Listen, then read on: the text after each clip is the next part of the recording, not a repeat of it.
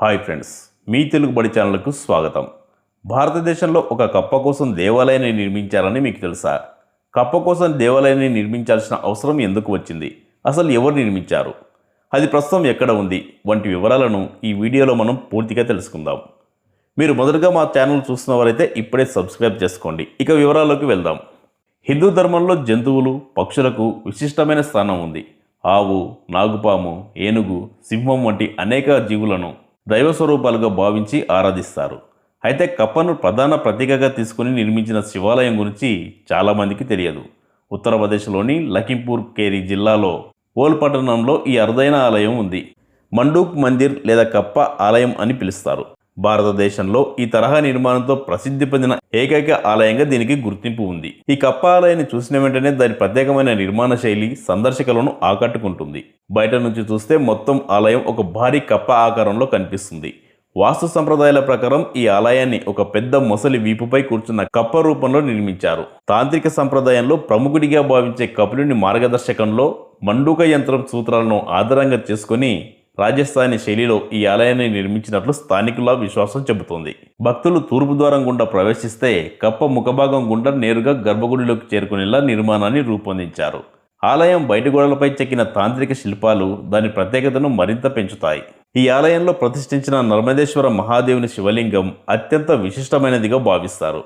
నర్మదా నది నుంచి తీసుకువచ్చిన ఈ అరుదైన శివలింగం రోజులోని వివిధ సమయాల్లో కాంతి ప్రభావాన్ని బట్టి రంగు మారుతున్నట్లు భక్తులు చెబుతారు. ఈ విశేషం కారణంగా దేశం నలుమూలల నుంచి భక్తులు ఇక్కడికి వస్తుంటారు. ఇంకో ప్రత్యేకత ఏమిటంటే, సాధారణంగా శివాలయంలో నంది విగ్రహం కూర్చున్న భంగిమలో ఉంటుంది. కానీ ఈ ఆలయంలో నంది నిలబడి ఉన్న భంగిమలో దర్శనమిస్తాడు. ఇటువంటి రూపంలో నంది విగ్రహం ఉండడం అత్యంత అరుదైనదిగా చెబుతారు. ఒకప్పుడు ఆలయ శిఖరంపై ఉన్న గొడుగు సూర్యకిరణాల దిశను అనుసరించి తిరిగేదని స్థానికులు చెబుతారు. ప్రస్తుతం అది కాలక్రమేణా శిథిలావస్థకు చేరుకుంది. ఈ ఆలయానికి దాదాపు 200 సంవత్సరాల చరిత్ర ఉందని చెబుతారు. స్థానిక కథనం ప్రకారం ఒకసారి ఈ ప్రాంతంలో తీవ్ర కరువు సంభవించింది. ఆ సమయంలో ఒక దైవిక కప్ప రాజు భగత్ సింగ్ కు దర్శనమిచ్చి ఆశీర్వదించిందట.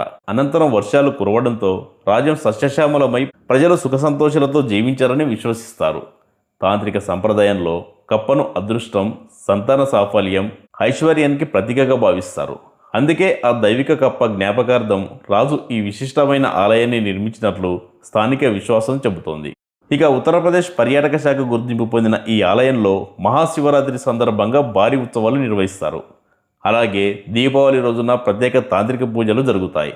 ఈ పవిత్ర సందర్భాల్లో కప్ప వీపుపై కొలువై ఉన్న మహాశివుడిని దర్శించుకుంటే జీవితంలోని అడ్డంకులు తొలగి ఐశ్వర్యం, సంతానం, శుభ ఫలితాలు కలుగుతాయని భక్తుల విశ్వాసం. ఆధ్యాత్మిక, తాంత్రిక సంప్రదాయం, అపూర్వ వాస్తుశిల్పం కలగలిసిన ఈ మండూక్ మందిర్ భారతదేశంలోని అత్యంత విశిష్టమైన శివాలయాల్లో ఒకటిగా వెలుగొందుతుంది. మీకు ఈ వీడియో నచ్చితే లైక్ చేయండి. మా ఛానల్ ఇప్పుడే సబ్స్క్రైబ్ చేసుకోండి.